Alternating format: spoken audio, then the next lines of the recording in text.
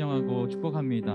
오늘도 각자의 자리에서 하나님을 예배할 수 있도록 인도하신 하나님께 전심으로 예배하는 자들 되기를 바랍니다. 10월은 계속해서 가스펠로 예배를 드려지고 있습니다.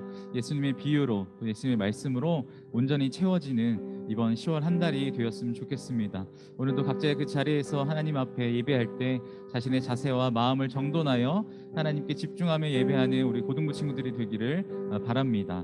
우리 이제 종대쌤 나오셔서 찬양 인도해 주실 텐데요. 입술을 열어서 기쁨의 고백, 감사의 고백 온전히 올려드리는 찬양 시간 되기를 바랍니다. 우리 종대쌤 나오셔서 찬양 인도해 주시겠습니다.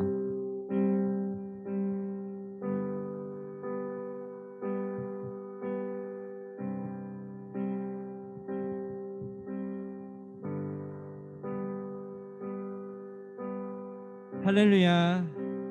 아멘. 한 번 더 하겠습니다. 할렐루야. 아멘. 오늘도 우리 예배자리에 불러주신 그 주님께 우리가 신령과 진정으로 주님께 예배드리며 나아가기 원합니다. 우리 예배당에 있는 친구들은 같이 그 자리에 일어나서 주님께 기도로 나아가기 원합니다. 또 아직 화면 안 킨 친구들 있습니다. 우리 주님 앞에 우리의 마음을 한 걸음 더, 또 한 마음 더 주님께 나아가기 원합니다라는 고백으로 같이 화면 안 킨 친구도 있으면은 화면 켜고 주님께 예배로 나아가기 원합니다. 우리 찬양하기 앞서서 같이 기도로 우리 한 목소리로 우리가 기도로 하면서 나아가기 원합니다. 하나님, 오늘도 우리를 이 예배 자리에 불러주신 주님께 우리 온 마음 다해 신령과 진정으로 예배드리며 나아가기 원합니다. 우리의 마음 가운데 함께해 주시고 우리가 드려지는 그 예배 자리에 함께해 주셔서 우리 같이 주님께 기도로 나아가시겠습니다. 기도하시겠습니다. 오늘도 주님의 은혜를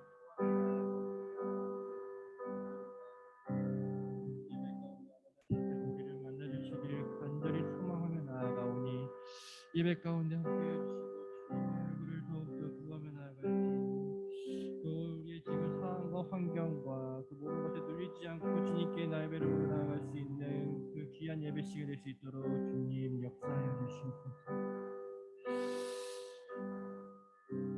사랑과 은혜의 주님 감사합니다. 오늘도 우리가 이렇게 예배드릴 수 있도록 우리 삶 가운데 여기까지 인도하신 그 주님을 우리가 신령과 진정으로 예배드리며 나아가기 원합니다.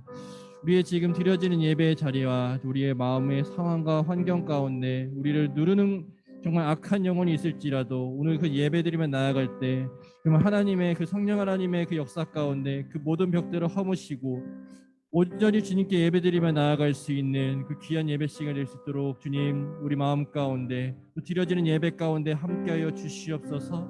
주님의 얼굴을 구합니다. 또 주님의 마음을 구합니다. 주님의 음성을 듣기 원합니다. 예배 가운데 주님을 경험할 수 있는 그 예배 시간이 될 수 있도록 주님 찾아와 주시고 역사하여 주시옵소서. 그렇게 행하실 주님을 찬양합니다.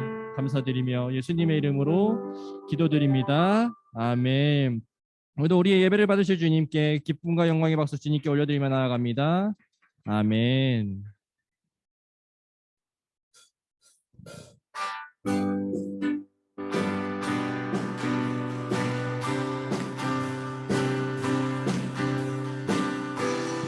우리 삶 가운데 지금도 신실하게 역사하시는 그 주님을 찬양하며 나아갑니다.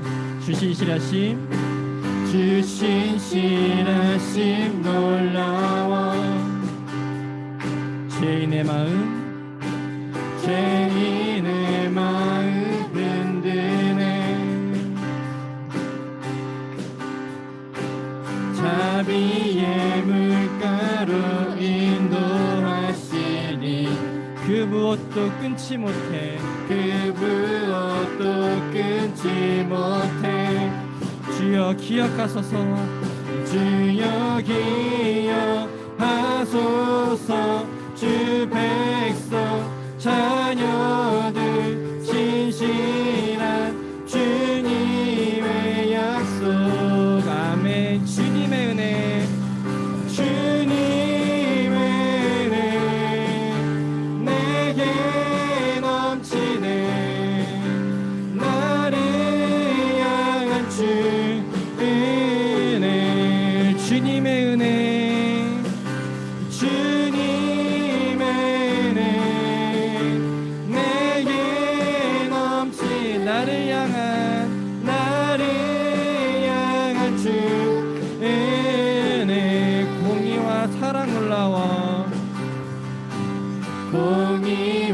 사랑 놀라워 약한 자들어 쓰시네 구원의 노래로 구원의 노래로 인도하시니 만 백성 함께 찬양해 만 백성 함께 찬양해 주여 기억하소서 주여 기억하소서 주 백성 자녀들 신실한 주님의 약속 주님의 은혜 주님의 은혜 내게 넘치네 나를 향한 주 은혜 주님의 은혜 주님의 은혜 내게 넘치네 나를 향한 주 우리 마지막으로 고백하며 나아갑니다. 주님의 은혜 주님의 은혜 내게 넘치네 나를 향한 주 은혜 주 은혜 아멘.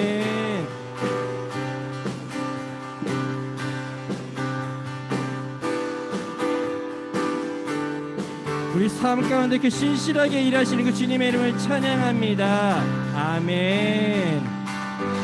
주님께 감사와 영광의 박수 주님께 올려드리며 나아가겠습니다. 아멘.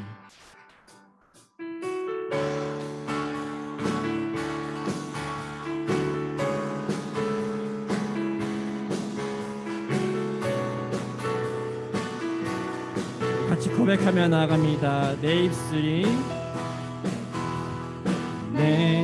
입술이 주를 높이며 내 호흡이 주를 섬기니 무엇이 나를 두렵게 하리 주 잠잠히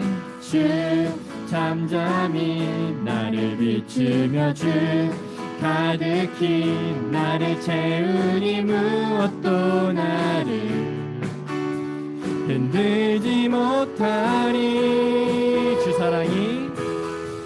사랑이 내게 들어와 모든 두려움 사라지게 해 영원히 주 찬양 내 영혼 춤추리 주 사랑이 내게 들어와 모든 어둠 사라지게 해 영원하신 그의 사랑 안에 나 거하리 한 번 더 고백합니다. 내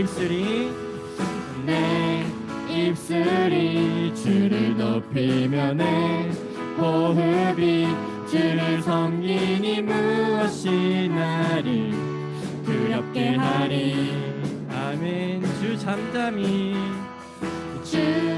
잠잠히 나를 비추며 주 가득히 나를 채우니 무엇도 나를 흔들지 못하리 주 사랑이 내게 들어와 모든 두려움 사라지게 해 영원히 주 찬양 내 영혼 주 사랑이 내게 들어와 모든 어둠 사라지게 해 영원하신 그의 사랑 안에 나 거하리 나 가진 것 없지만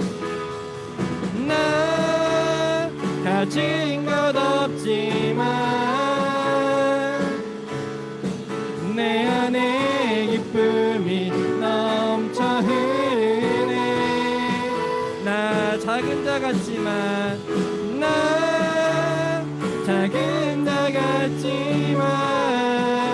내 안에 빛이 내 안에 빛이 눈먼 땅을 비추리.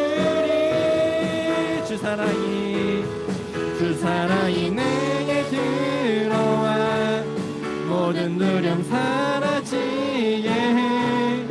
영원히 주 찬양 내 영혼 춤추리. 주 사랑이 내게 들어와 모든 어둠 사라지게 해. 영원하신 그의 사랑 안에 나 거하리.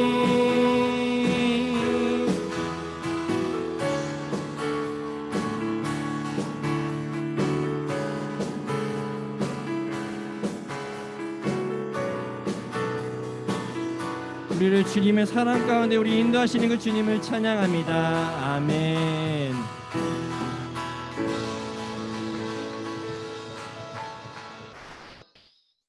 우리 계속해서 자리에 앉아서 찬양하면서 나아가겠습니다.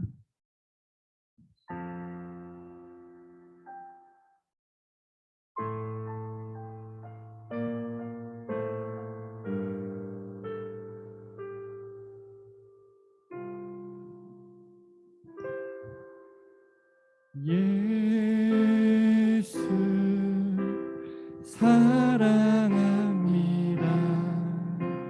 사랑합니다. 온 마음 다하여 오직 주님 한 분만 간절히 더 원합니다. 우리 같이 고백하며 나아갑니다. 예수 사랑합니다. 사랑합니다. 온 마음 다하여 오직 주님 한 분만 간절히 더 원합니다.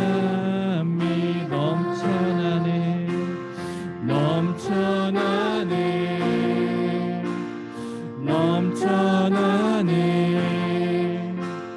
주를 향한 내 속에 갈망이 주님께로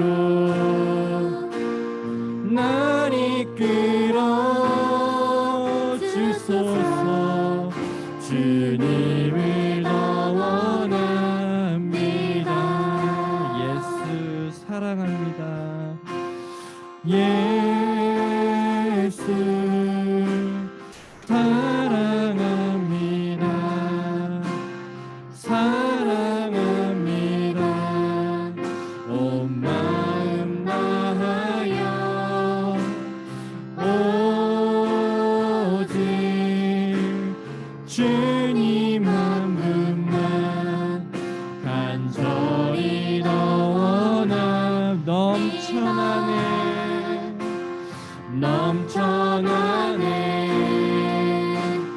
넘쳐나네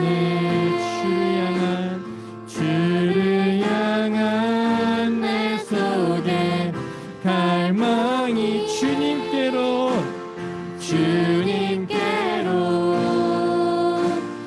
날 이끌어 주소서. 주님을 더여 한 번 더 주님께 고백하며 나아갑니다.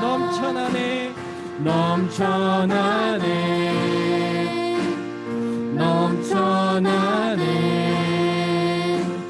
주를 향한 내 속에 갈망이 주님께로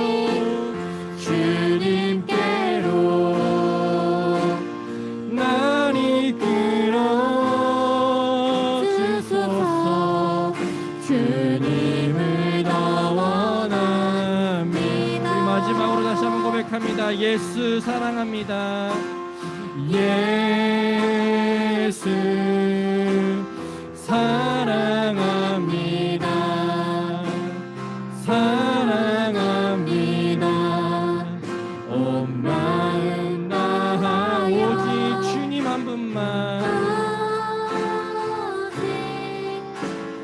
주님 한 분만 간절히 더 원합니다. 주님의 기쁨 되기 원하네. 나 주님의 기쁨 되기 원하네. 내 마음을 새롭게 하소서. 새 부대가 되게 새 부대가 되게 하여 주사. 주님의 빛 비추게 하소서. 내가 원하는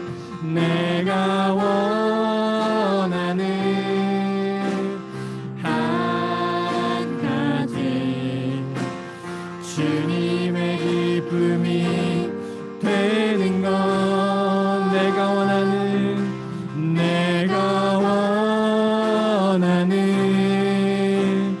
한 가지 주님의 기쁨이 되는 것. 겸손히 내 마음 드립니다. 겸손히 내 마음 드립니다. 나의 모든 것 받으소서. 나의 마음 깨끗게 씻어 주사. 주의 길로 행하게 하소. 한 번 더 고백합니다. 겸손히 내 마음 드립니다. 나의 모든 것 받으소서. 나의 맘 깨끗게 씻어 주사. 주의 길로 행하게 하소서. 내가 원하는 한 가지 주님의 기쁨이 되는 것. 내가 원하는 한 가지 주님의 기쁨이. 내가 원하는 한 가지. 내가 원하는 한 가지 주님의 기쁨이 되는 것. 내가 원하는 한 가지 주님의 기쁨이 되는. 우리 여러분의 목소리로 고백하며 나아갑니다. 내가 원하는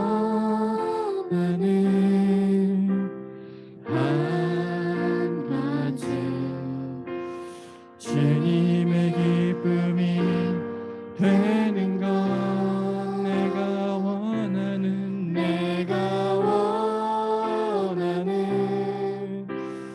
한 가지 주님의 기쁨이 되는 것. 같이 주님께 기도로 나아가게 합니다. 같이 기도로 나아갈 때 그렇습니다. 주님, 우리가 방금 전에 찬양의 가사로 주님께 고백드리며 나아간 것처럼 우리 삶 가운데 언제나 어디서나 주님 한 분만을 온전히 사랑하며 살아가는 주님의 자녀로 살아가기 원합니다.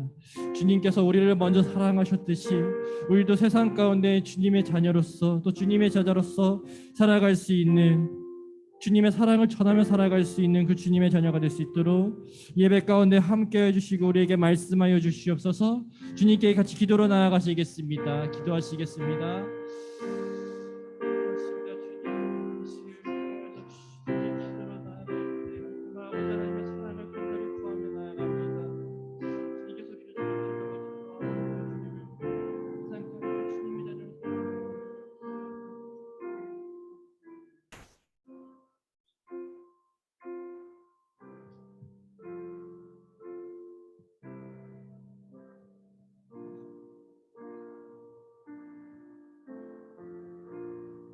기도하시겠습니다. 사랑이 많으신 너무나 감사한 하나님, 오늘 우리에게 기쁨의 주일을 허락하셔서 우리가 이렇게 주님 앞에 나와 찬양으로 예배로 주님을 경배할 수 있게 하심을 감사드립니다. 하나님, 우리는 너무나 연약한 존재입니다. 그런데도 우리를 이렇게 사랑하여 주셔서 주님을 찬양하고 또 주님을 바라볼 수 있게 하여 주심을 감사합니다. 주님, 저희는 정말 할 수 있는 게 많지 않습니다. 그래도 주님 앞에 나아가기를 원합니다. 주님, 우리의 찬양을, 우리의 마음을 받아 주시옵소서. 주님, 지난 한 주간도 저희들은 또 잘못하고 주님 앞에 죄를 범하며 지내왔음을 고백합니다. 주님, 우리가 알고 저지른 죄, 우리가 모르고 저지른 죄들을 하나님 용서하여 주시고 우리가 주님 앞에 정결하게 깨끗한 자녀로 나아갈 수 있도록 주님 우리를 용서하여 주시옵소서. 주님, 이 시간 먼저 우리 고3 언니 오빠들을 위해서 기도하기 원합니다. 얼마 남지 않은 수능을 앞에 두고 있습니다. 우리 고3 친구들이 그동안 해왔던 것들 열심히 앞으로 향해 나아갈 수 있게 하시고, 특히 코로나나 외부 환경에 의해서 시험 가운데 어려움 들지 않도록 주님 매 순간순간 우리 친구들을 기억하여 주시옵소서. 그러나 예배가 우선임을 기억하게 하여 주시옵소서. 우리의 인생은 수능으로 결정되는 것이 아니라 주님께 있다는 것을 기억하게 하여 주시옵소서. 마찬가지로 우리 고등부 친구들 지금 중간고사 기간입니다. 시험에 짓눌려 주님을 바라보지 못하는 친구들이 많음을 고백합니다. 주님, 우리 친구들이 주님을 바라보게 하여 주시옵소서. 주님, 게으르고 나태하지 않게 하시고 주님이 주신 시간들을 잘 활용하는 친구들이 되게 하여 주시옵소서. 또한 우리 친구들이 날마다 믿음의 고백을 했으면 좋겠습니다. 하나님, 대단한 것이 아닙니다. 날마다 주님을 찬양하고 사랑한다 고백하는 우리 친구들이 될 수 있도록 우리 고등부 친구들 한 사람 한 사람 주님 기억하여 주시옵소서. 또한 이 시간 간절히 기도하는 것은 매년 교회를 떠나는 친구들이 너무나 많이 있습니다. 내 옆에서 같이 예배를 드리던 친구들이 지금은 어디에 있는지 알 수 없습니다. 주님, 그 친구들을 기억하여 주시옵소서.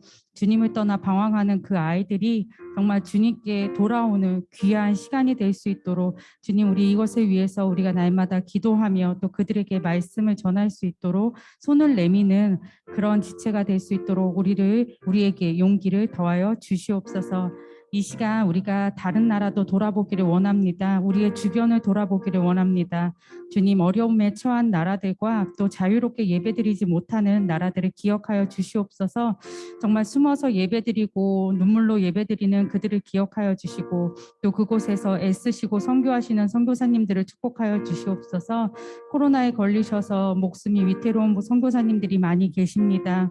하나님, 그분들을 기억하여 주시고 또 주님이 깨끗하게 치료하여 주시옵소서. 오늘 예배를 주님께 올려드립니다. 특히 오늘 말씀 전하시는 우리 목사님 기억하여 주셔서 목사님 말씀을 통해서 우리가 변화되고 하나님, 우리가 정말 그 말씀 가운데 많은 것을 배워갈 수 있는 시간이 되게 하여 주시옵소서. 또 예배를 준비하는 우리 준비팀 친구들과 또 찬양과 반주로 올려드리는 우리 아이들의 손길을 기억하여 주시옵소서. 축복하여 주시옵소서. 오늘 이 예배가 정말 따뜻하고 주님이 주시는 은혜로운 예배임을 저희는 확신합니다. 이 예배가 줌으로 예배드리는 모든 아이들에게도 동일하게 전해지게 하여 주시옵소서. 감사합니다. 주님, 항상 우리와 함께 하시는 주님을 찬양하며 사랑이 많으신 예수님 이름으로 기도드렸습니다. 아멘.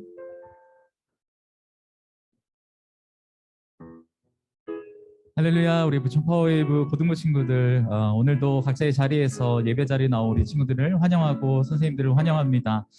방금 기도해 주신 것처럼 많은 친구들이 또 시험이라는 시기 가운데 있습니다. 쉽지 않고 어렵고 힘들고 지치겠지만 그럼에도 우리 가운데 늘 새 힘과 새 능력을 더불어 주시는 하나님을 의지함으로 능히 승리하는 우리 친구들이 되기를 응원합니다. 우리 이 시간 화면을 향해서 좀 손을 뻗고요, 우리 하나님께 나눠주시는, 하나님께서 우리에게 부어주시는 은혜를 좀 나누도록 하겠습니다. 은혜의 주님이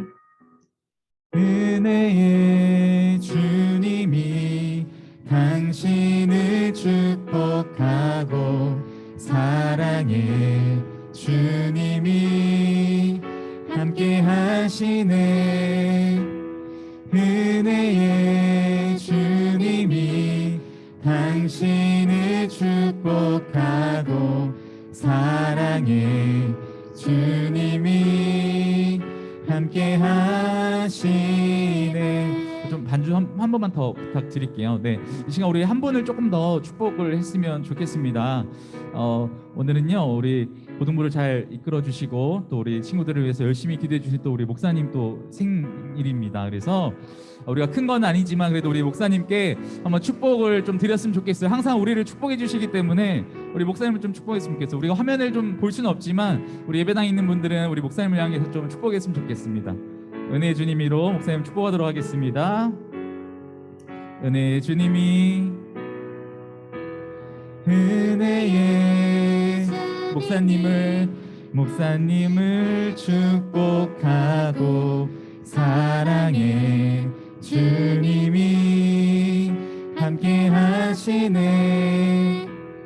은혜의 주님 목사님을 축복하고 사랑해 주님이 함께 하시네.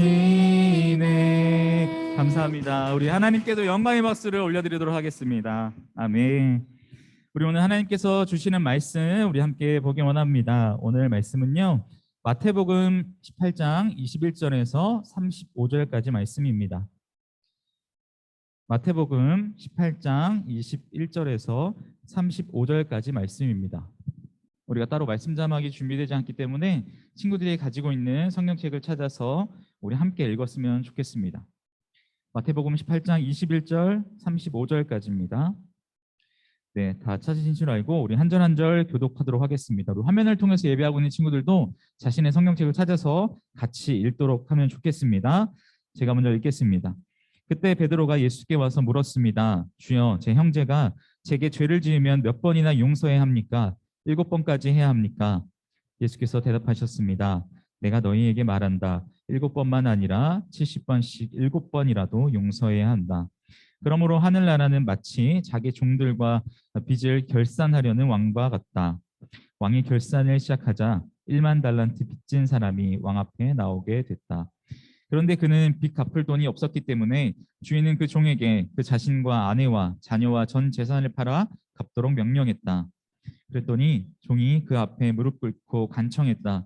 조금만 참아주시면 모두 갚아드리겠습니다. 주인은 그 종을 불쌍히 여겨 그를 놓아주고 빚을 없애주었다. 그러나 그 종은 밖으로 나가 자기에게 100데나리온 빚진 동료 종을 찾아냈다. 그는 동료의 멱살을 잡으며 빚진 돈을 갚아라 하고 말했다. 그의 동료가 무릎을 꿇고 애걸했다. 조금만 참아주게, 내가 다 갚겠네. 그러나 그는 참지 못하고 가서 빚을 다 갚을 때까지 동료를 감옥에 가두어 버렸다. 이 일을 본 다른 동료 종들은 너무 기가 막혀서 주인에게 가서 이 일을 낱낱이 일러 바쳤다. 그러자 주인은 그 종을 불러서 말했다. 이 악한 종아, 내가 나에게 애원하기에 내가 내 빚을 모두 없애주었다. 내가 너를 불쌍히 여긴 것처럼 너도 내 동료를 불쌍히 여겼어야 하지 않았느냐? 그 주인은 화가 나서 그 종을 감옥 관리들에게 넘겨주며 빚진 것을 다 갚을 때까지 감옥에 가뒀다. 35절 함께 읽겠습니다. 만일 너희가 진심으로 자기 형제를 용서하지 않는다면 하늘에 계신 내 아버지께서도 너희에게 이와 같이 행하실 것이다. 아멘. 오늘 목사님께서 내가 너를 불쌍히 여긴 것처럼이라는 제목으로 말씀 전해 주시겠습니다.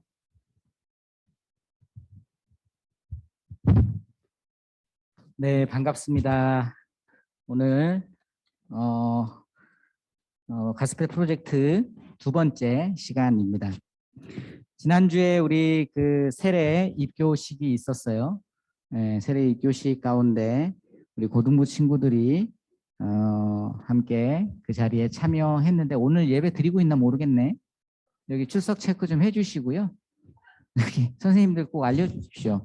취소하도록 하겠습니다.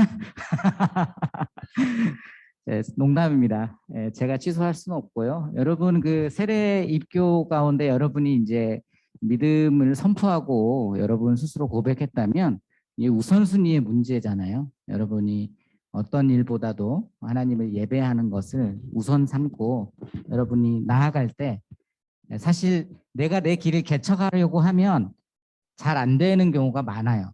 그렇죠? 그런데 내가 내 길을 개척해 가는 게 아니라 하나님께서 내 길을 인도해 주신다면 그때는 이제 좀 이야기가 달라집니다. 내가 안 되던 것도 하나님께서 열어주시기 때문에 그 열어주시는 은혜들을 경험하게 되는 거죠. 그래서 여러분들이 하나님을 우선순위로 삼고 하나님의 뜻을 생각하면서 하나님께 순종할 때 얻는 그 기쁨을 알아가면 좋겠습니다. 그리고 세례 입교식을 아직 갖지 않은 친구들이 있다면 다음에 진행될 때 꼭 신청해서 함께 이 기쁨의 축제 자리 가운데 나올 수 있기를 바랍니다. 오늘 내가 너를 불쌍히 여긴 것처럼 어떻게 보면 이제 이 본문에 나오는 내용인데요. 이 제목으로 함께 말씀 나누겠습니다. 여러분 그 순대 좋아하나요? 순대 밥 안 먹은 친구는 이렇게 음식을 떠올리면 배가 고플 텐데 저는 그 순대에 대한 첫인상이 너무너무 좋지 않습니다. 제가 초등학교 한 3학년, 4학년 때쯤 처음으로 순대를 먹었는데 그때 모르겠어요. 그 집 순대가 이상했던 건지 제가 비위가 약했건지 모르겠는데 맛을 보고 진짜 너무 그게 이상해가지고 그때부터 순대를 안 먹었어요. 그러다가 중학교 가서 분식집을 친구들이랑 가게 되면서 그때부터 다시 순대를 먹기 시작했는데 두 번째 순대를 먹을 때는 그 순대가 왜 이렇게 맛있던지 그래서 순대를 아주 즐겨 먹었어요. 근데 여러분 그 지역마다 순대를 먹는 방법이 다릅니다. 제가 군대 제대하고 이제 장신대 입학하기 위해서 서울로 올라와서 동서울 터미널에 도착해서 거기 앞에 포장마차에서 식사 대용으로 그 순대를 먹었는데 쌈장을 주시지 않는 거예요. 초장도 주지 않는 거예요. 소금을 주시는 거예요. 이게 뭔가 내가 지금 이 상황을 어떻게 해야 되나? 이걸 소금에 찍어 먹으라는 건가? 소금에 찍어 먹으래요. 그래서 제가 말했죠. 혹시 쌈장 있으세요? 그랬더니 저보고 혹시 경상도에서 오셨나요? 초장 있나요? 초장은 없고 쌈장은 있었어요. 그 집에. 그래서 제가 쌈장에 찍어 먹었던 기억이 나요. 요즘에는 이제 소금에만 먹는데 그 고춧가루 뿌린 소금. 여러분 지역마다 확실히 순대 소스가 다릅니다. 그렇죠? 보통 우리 이제 서울권에서는 여기는 이제 그 약간 장처럼 나왔는데 소금에 우리가 보통 찍어 먹죠. 이건 소스라서 이렇게 나와 있는 거고요. 소금. 전라도에서는 고추장 혹은 쌈장에 먹고요. 경상도는 쌈장에 먹는다고 해요. 그리고 제주도에서는 그 간장장에다가 먹는다고 합니다. 그리고 강원도 충청도에서는 그 새우 젓갈, 젓갈에 먹는다고 해요. 이게 무슨 말이냐면 지역마다 지역의 문화가 다르다는 거예요. 우리가 하나의 한 대한민국에 살아가고 있지만 그 지역마다 가지고 있는 독특한 생성된 문화들이 있다라는 거예요. 그렇죠? 그래서 서로 다른 문화를 만났을 때 우리가 보통 당황하는 경우가 있습니다. 이건 내가 익숙하지 않은 건데 라고 여겨지는 것들이 있다라는 거예요. 제가 비유라는 것을 늘 떠올릴 때 이 비유를 설명하기 위해서 쓰는 게 뭐냐면 물속에 살던 올챙이가 개구리가 되어서 육지에 왔다는 거예요. 육지에 와서 보니까 모든 게 다 새롭잖아요. 그리고 다시 물속으로 들어가요. 알을 낳기 위해 들어갔더니 송사리 새끼 한 마리가 찾아와서 육지 어때? 그랬을 때 이 개구리가 어떻게 설명해야 되냐는 거예요. 송사리는 육지를 본 적이 없어요. 개구리는 육지를 보았습니다. 그런데 보지 못한 것을 설명한다는 게 쉬운 게 아니라는 거예요. 사람을 어떻게 설명하겠어요? 그렇죠? 자동차를 어떻게 설명하겠어요? 어떻게 보면 이 비유라고 하는 것은 신의 언어를 인간의 언어로 표현한 거라고 할 수 있습니다. 이상준 목사님, 양재 캠퍼스 담당하신 이상준 목사님께서 신의 언어라는 책을 쓰셨는데, 그 신의 언어에서 이상준 목사님 성경을 어떻게 보면 인간의 언어를 신의 언어로 표현한 거라고 이렇게 이제 설명해 주셨는데, 저는 거기에 한 수 더 떠서 진수, 어떻게 보면 신의 언어의 진수는 비유에 있다, 이렇게 좀 생각을 합니다. 여러분, 비유라고 하는 것, 신의 언어를 인간의 언어로 표현한 최고의 탁월한 선택이라는 거예요. 그런 점에서 우리가 이 비유를 통해서 하늘나라의 이미지, 하늘나라의 법칙, 하늘나라에서 이루어지는 하나님의 뜻을 발견해 갈 수 있다라는 겁니다. 특별히 오늘은 1만 달란트 비유가 나옵니다. 1만 달란트 비유는요, 주제는 용서에 관련한 거예요. 용서.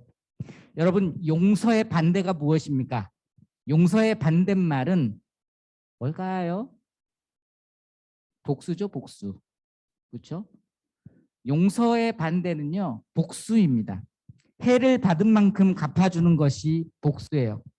원한이 맺힐 정도로 나에게 해를 끼쳤을 때 우리는 그 사람을 가리켜서 원수라고 부릅니다. 원수를 갚는 것, 복수. 어떻게 보면 우리가 살아가고 있는 게 복수의 사회입니다.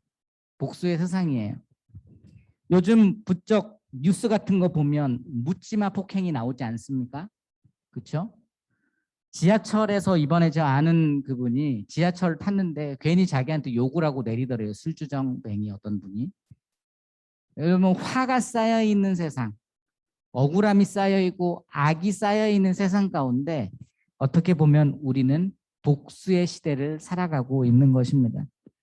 사회적, 문화적, 그리고 인간의 존재적인 측면에서 이미 이 복수라고 하는 것은 복수와 복수에서 복수로, 계속 복수에서 복수로 이어져 왔고, 그 결과가 지금 우리의 참혹한 모습으로 나왔다라는 겁니다. 서로 물고 뜯기는 사회에서 어쩌면 당연한 결과일 수 있어요. 이게 우리가 가진 죄성이기 때문에 그래요. 우리가 가진 죄성이 나도 모르게 복수심을 이끌어내고 나도 모르게 복수와 판단으로 이어지고 있기 때문에 그렇습니다. 그런 점에서 오늘 이 용서에 관련한 1만 달란트 비유는요, 우리의 삶의 자리에서 반드시 우리가 생각해 보아야 하는 문제라고 할 수 있어요. 용서하면은 여러분 무엇입니까? 용서라고 하는 건 그냥 나한테 해를 줬는데 그거 없던 일로 하는 게 용서예요. 그렇죠? 우리가 좀 여기서 한 가지 짚고 넘어가야 되는 게 뭐냐면, 그러면 성경에서 말하는 용서는 그냥 나는 무대응하는 건가? 무조건 나는 당하고만 있으라는 건가? 그건 아닙니다.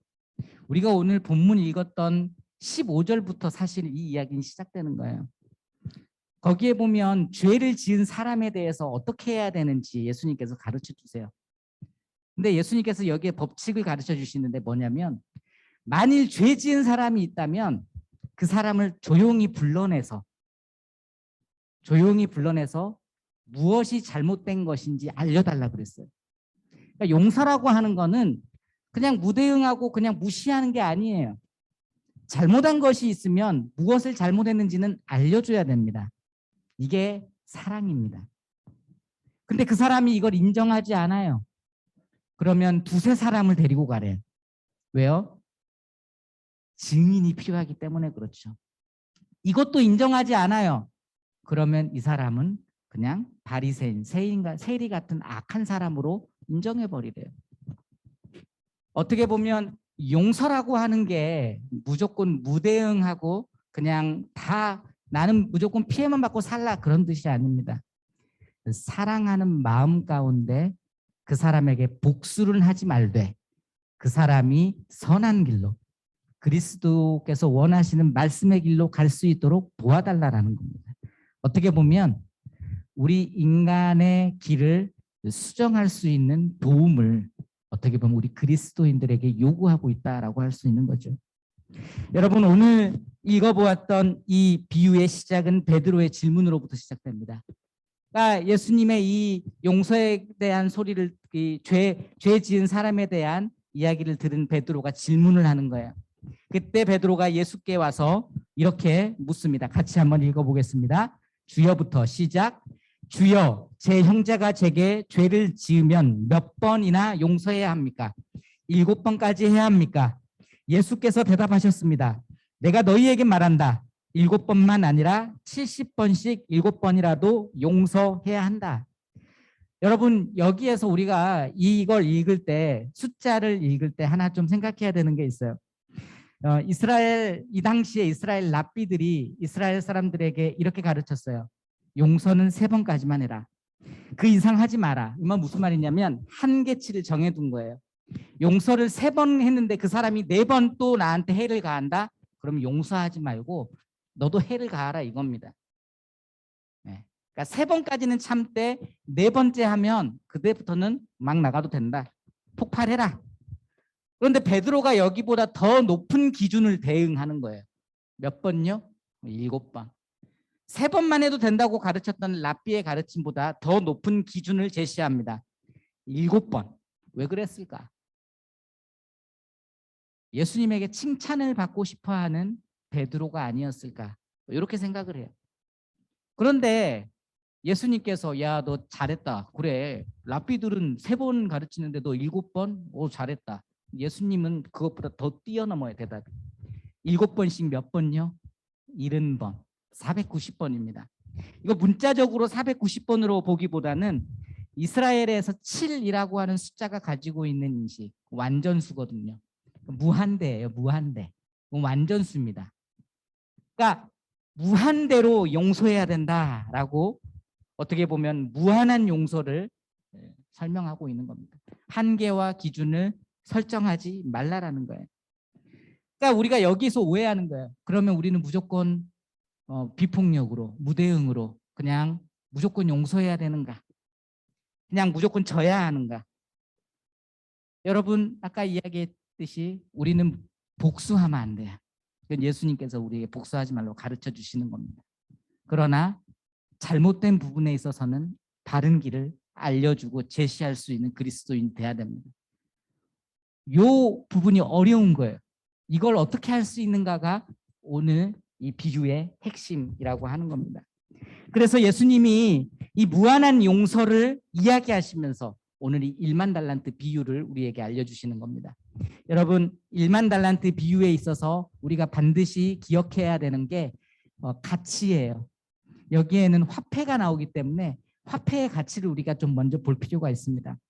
여러분, 1달란트라고 하는 건 6천 데나리온의 가치를 대략적으로 가집니다. 6천 데나리온.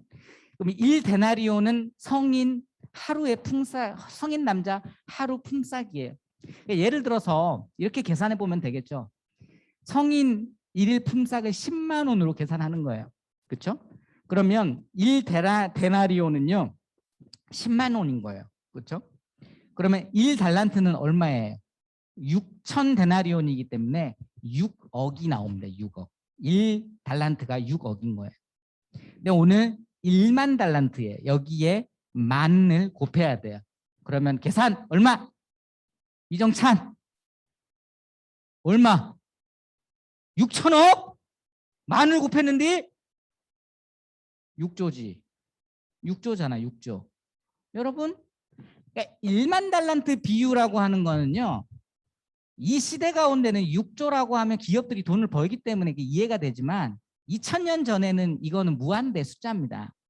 지금은 우리가 화폐라고 하는 게 경제가 성장하고 그 화폐를 계속해서 찍어내가지고 경제를 이렇게 크게 키웠지만 이 당시에는 이런 시대가 아니에요. 2000년 전에는 이 돈은 인간이 해결할 수 없는 돈의 가치라는 거예요. 그걸 기억하셔야 돼요.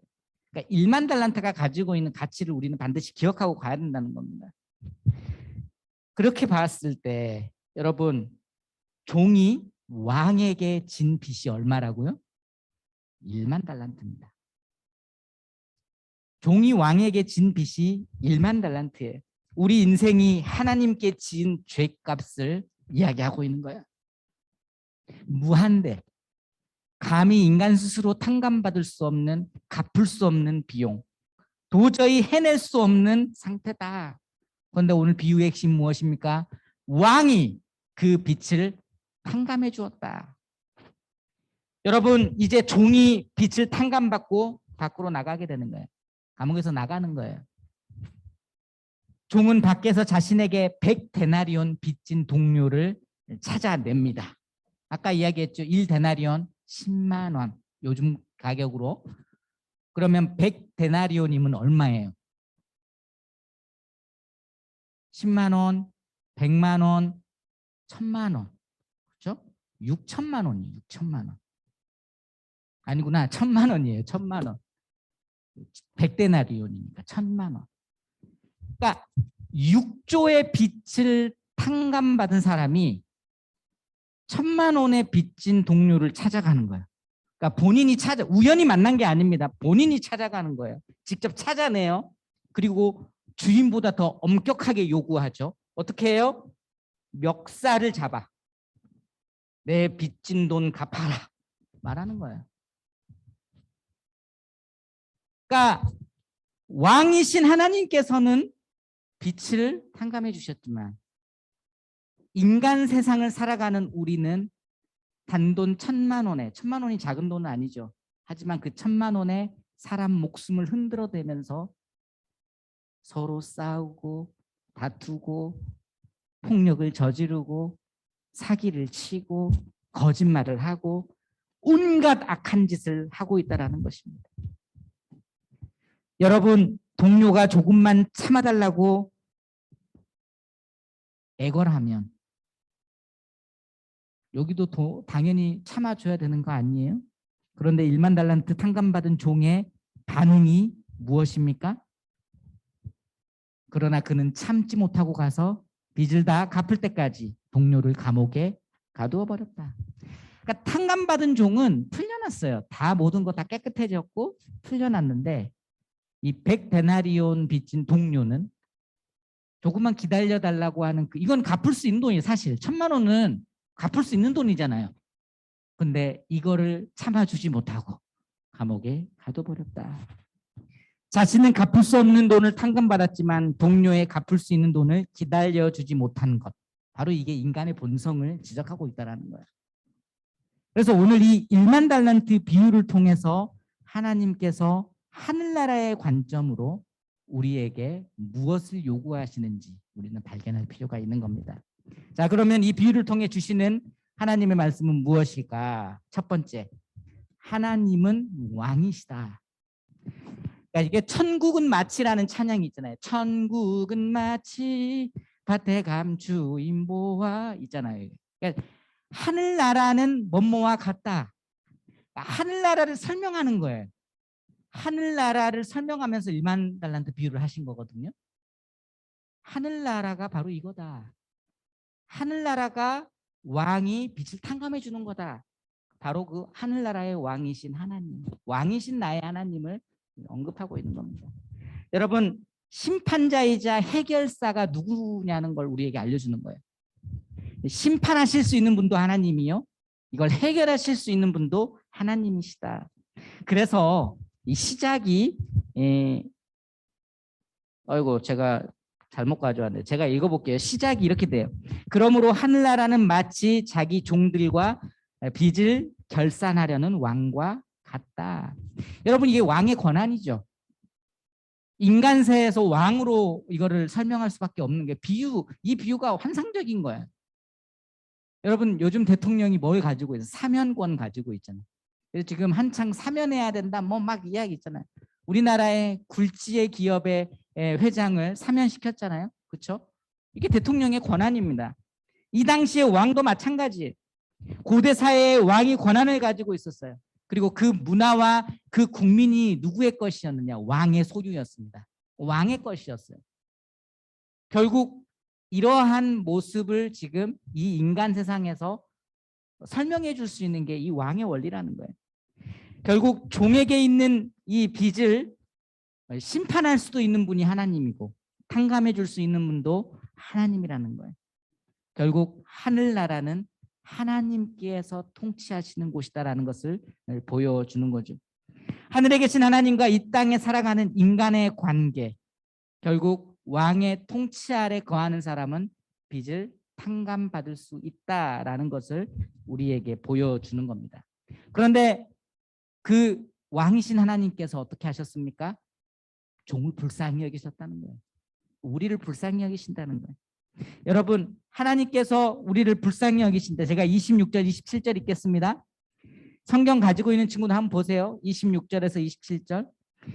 그랬더니 종이 그 앞에 무릎을 꿇고 간청했다. 조금만 참아주시면 모두 갚아드리겠습니다.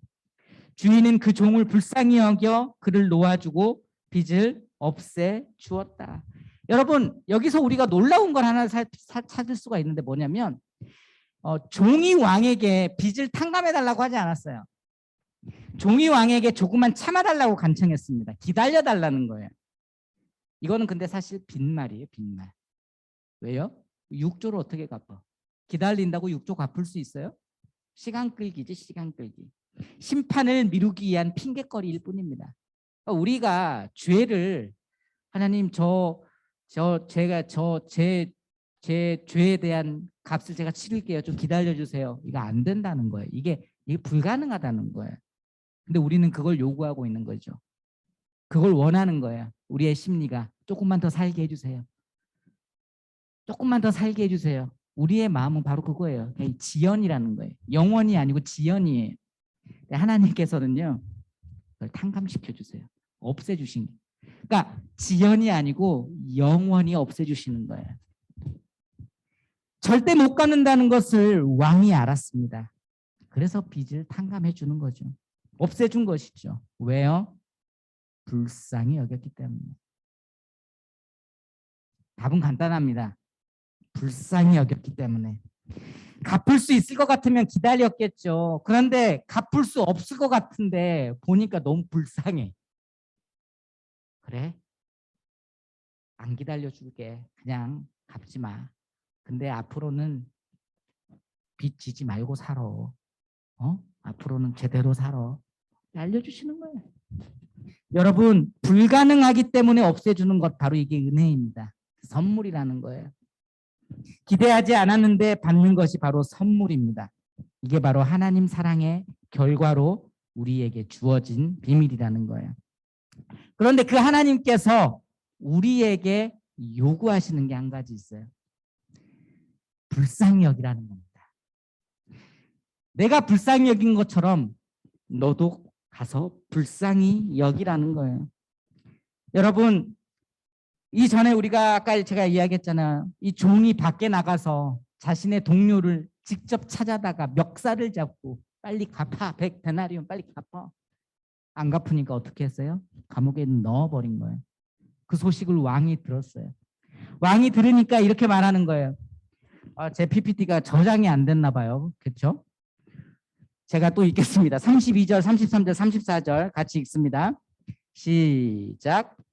그러자 주인은 종을 불러서 말했다. 이 악한 종아, 내가 나에게 애원하기에 내가 내 빚을 모두 없애주었다. 내가 너를 불쌍히 여긴 것처럼 너도 내 동료를 불쌍히 여겼어야 하지 않느냐. 그 주인은 화가 나서 그 종을 감옥 관리들에게 넘겨주며 빚진 것을 다 갚을 때까지 감옥에 가뒀다. 그러니까 결국 이 소식을 들은 왕이 부르는 거예요. 종을 다시 부르는 거예요. 내가 은혜 베풀었는데 너는 왜 은혜 베풀지 않느냐? 내가 용서했는데 왜 너는 용서하지 않느냐? 내가 불쌍히 여겼는데 왜 너는 불쌍히 여기지 않느냐? 지적하시는 겁니다. 여러분, 우리가 너는 구원받았어, 너는 하나님의 선택을 받지 못했어라고 할 수 이렇게 판단할 수 있는 사람은 단 한 명도 없어요, 이 세상에. 하나님께서 우리를 믿음으로 예수 그리스도 통해 구원해 주셨다라고 하는 확신, 믿음은 우리에게 분명히 있습니다만 이거 굉장히 무서운 경고의 말씀이죠. 어떻게 보면 취소의 측면에서 하나님께서 하늘나라의 원리를 인간의 간접적인 언어로 설명하시지만 저는 이거 굉장히 무서운 표현이라고 봐요. 그러나 왜 이 비유를 예수님께서 우리에게 주셨느냐? 이 비유를 통해 그래서 구원이 취소될 거야. 그러니까 너 똑바로 살아. 그걸 강조한 게 아니라는 거예요. 행위를 강조하고 있는 게 아니에요. 이건. 여기에서 강조하고 있는 건 마음입니다. 마음. 불쌍히 여기는 마음을 가져라는 거예요. 그러니까 너 불쌍히 여기지 않으면 너 그거 구원 못 받아가 아니에요. 그 하나님의 마음 좀 알아달라예요. 하나님의 마음 좀 알아달라. 저는 여기서 두 가지의 법칙을 그래서 발견했습니다. 말씀을 준비하면서 첫 번째, 죄에 대한 대가 지불은 반드시 있다. 이거는요, 두 가지예요. 주인이 탕감해 주시든지 아니면 내가 대가를 치르든지 두 가지밖에 없습니다. 근데 분명히 성경은 이야기해요. 대가 지불이 반드시 필요하다. 근데 오늘 성경에서 보여주는 게 뭐예요? 주인이 불쌍히 여겨서 요거를 탕감해 주었다라는 거예요. 이 불쌍히 여기는 마음이 하나님의 마음입니다. 여러분 이걸 기억해야 돼요. 25절 한번 읽습니다. 시작. 그런데 그는 빚을 갚을 돈이 없었기 때문에 주인은 그 종에게 그 자신과 아내와 자녀와 전 재산을 팔아 갚도록 명령했다. 25절에 보면 주인이 종에게 처음에 명령하는 거예요. 너 갚아라. 그러니까 이거는 해야 되는 거예요. 그런데 불쌍히 여기고 탕감시켜줬죠. 34절. 그 주인은 화가 나서 종의 감옥 관리들에게 넘겨주며 빚진 것을 다 갚을 때까지 감옥에 가뒀다. 이것도 왕의 권한입니다. 대가 지불은 마지막 심판 때 반드시 있어야 된다. 근데 불쌍히 여기는 하나님께서 우리를 구원해 주셨다라는 그 믿음이 바로 우리 신앙인들의 믿음이라는 거예요.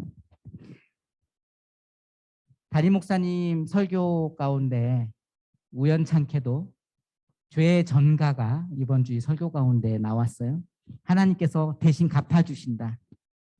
아담으로부터 전가된 죄가 어떻게 보면 다시 우리의 죄가 예수 그리스도께 전가되는 은혜. 바로 그게 하나님의 긍휼한 마음, 불쌍히 여기는 마음으로부터 출발했고 우리는 그로 인해 무죄 판정을 받은 것입니다. 그런데 오늘 본문에서 종은 그 하나님을 배신하는 거예요. 그렇죠? 비유의 핵심은 죄값을 반드시 치러야 하는데 우리 대신 죄값을 치른 바로 그 하나님의 마음을 기억하라는 겁니다. 하나님의 마음을 기억하는 사람이 용서를 할 수 있기 때문에 그렇습니다. 여러분 믿음이 무엇입니까? 예수 그리스도를 닮는다는 것이 무엇입니까? 바로 그분의 마음을 가지는 거예요.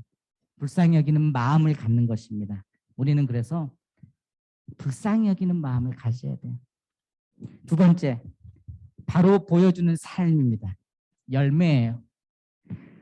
그러니까 여러분 우리가 선한 행위로 구원을 받을 수 있다면 사실 여러분 예배가 왜 필요하겠어요? 가서 착한 일만 하고 살면 되겠지. 그게 아니잖아요. 무엇이에요? 나를 불쌍히 여겨주신 하나님을 찬양하며 영광을 올리는 삶을 살 때 자연스럽게, 그렇죠? 생명력이 함께 연결되어 있습니다. 자연스럽게 맺히는 게 열매라는 거예요. 왜 이 열매가 중요한가? 여러분 이 18장 31절 같이 한번 읽어보겠습니다. 시작.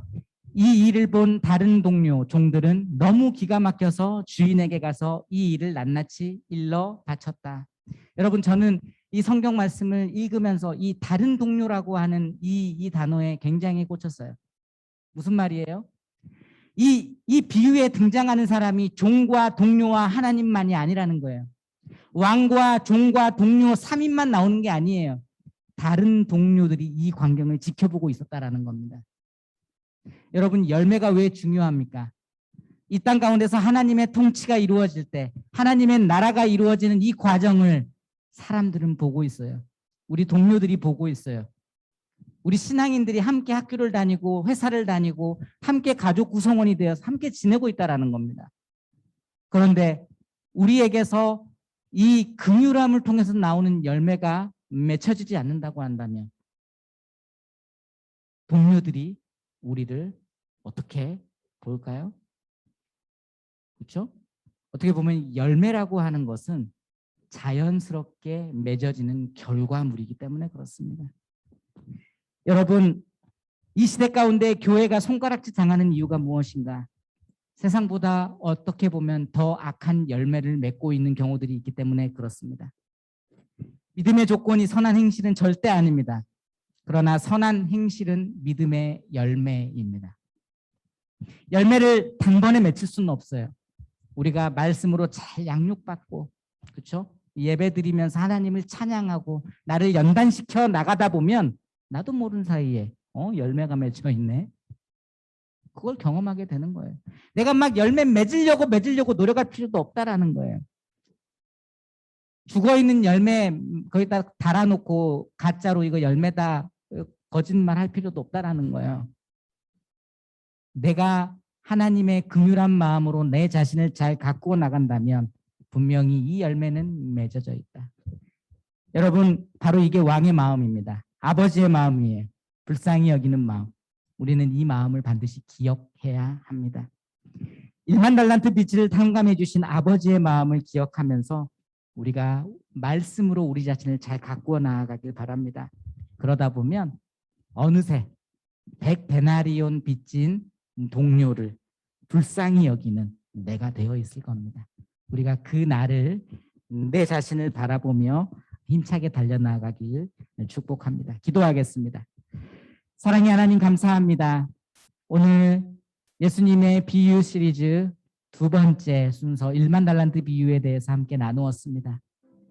우리가 용서하는 것 참 힘듭니다. 우리 가운데 하나님께서 우리에게 보여주신 불쌍히 여기는 마음이 없다면 우리는 용서할 수 없는 인간임을 고백합니다. 하나님께서 우리를 불쌍히 여겨주셨기에 우리가 이렇게 하나님을 예배하고 천국 백성으로 살아갈 수 있음을 기억하고 말씀으로 내 자신을 연단시켜 나아가며 불쌍히 여기는 마음을 갖는 우리 모든 부천 파워웨이브 고등부 공동체 되게 하여 주시옵소서. 온전히 하나님의 불쌍히 여기는 마음으로 세상을 불쌍히 여기며 이웃을 불쌍히 여기며 용서를 실천하는 용서의 열매를 맺어가는 우리 고등부 공동체 되게 하여 주십시오. 그렇게 행하실 주님을 찬양하며 살아계신 예수님 이름으로 기도합니다. 아멘. 전부 다 자리에서 일어나서 봉헌송 찬송하겠습니다.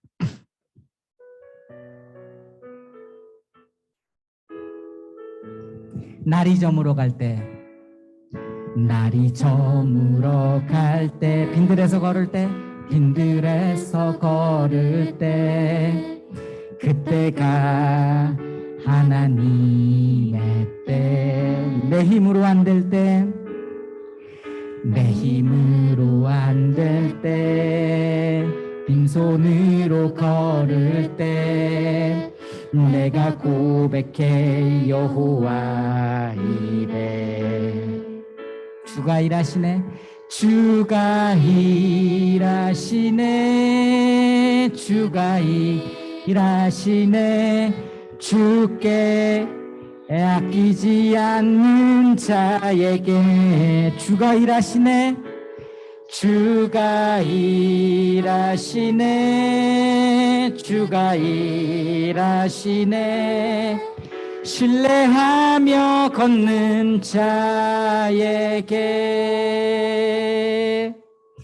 사랑의 하나님, 오늘도 주님의 일하심을 믿으며 신뢰하며 불쌍히 여기시는 그 하나님을 찬양하며 빈손으로 나아오지 않습니다. 오늘 물진의 일부를 떼어 하나님께 올려드리는 우리 고등부 친구들의 귀한 고백을 받아주십시오. 그리고 은밀히 하나님께만 아뢰는 그들의 기도, 간구를 들어주시고 하나님 응답하여 주시옵소서.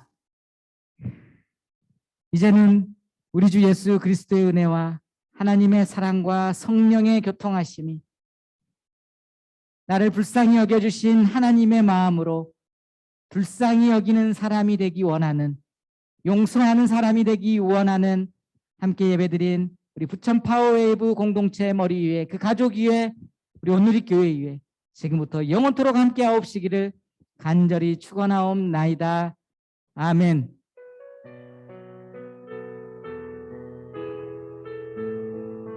우리 하나님께 감사의 박수를 올립니다. 그대로 자리에 앉겠습니다. 한 가지 제가 광고 하나 하고 들어가겠습니다. 여러분, 그 다음 주에는요, 지금 고등학교 3학년 친구들이 몇 명 예배 드리는지 모르겠지만 고등학교 3학년 친구들을 위해서 함께 기도하는 시간을 가지려고 합니다. 다음 주일 오전 9시에 고등학교 3학년 친구들 중에 예배당에 나와서 예배 드릴 친구들은 내일 다음 주일은 예배당으로 나오고요. 그게 어려운 친구들은 줌으로 꼭 함께 예배 드리실 수 있기 바랍니다. 여러분, 기도의 능력을 여러분들이 믿으시고 기도의 능력을 의지할 때 사실 얼마 남지 않은 이 수능의 기간을 여러분들이 잘 이겨낼 줄 믿습니다. 그래서 다음 주 기억하십시오. 다음 주 주일입니다. 다음 주 주일 함께 와서 우리 공동체, 우리 모든 선생님들과 우리 후배 학생들로부터 함께 기도받고 여러분들 남은 기간 승리할 수 있기를 바랍니다. 네, 남은 광고 그냥 제가 다 광고할게요. 네, 반별 순환 예배 참석이 있습니다. 10월 17일 고3 수험생들 오고요. 10월 24일 그 다음 주는 고2 학생들 오고요. 10월 31일 고1 1반과 3반 나오고요. 10월 7일 고1 2반하고 4반이 나오게 됩니다. 그래서 이거는 이제 여러분들 저희가 15명까지 예배를 드릴 수 있고 예배 섬기는 인원은 제외하고 15명까지 가능합니다. 그래서 그 법이 허용하는 선에서 여러분들 보통 나오던 인원을 계산해서 15명 넘지 않는 수준으로 이렇게 좀 생각을 한 거고요. 여러분들이 그 선생님들 그래도 한 번씩 좀 얼굴 보고 선생님들과 안부도 좀 나누고 또 인사할 수 있는 시간이 좀 되었으면 좋겠습니다. 지금 계속 길어지고 있기 때문에 여러분들 꼭 잊지 마시고 반별 순환 예배 이 날짜에 맞춰서 참여해 주시기를 바랍니다. 또 광고가 있나요? 없죠? 네, 그러면 오늘 모든 예배 이것으로 마치겠습니다. 감사합니다.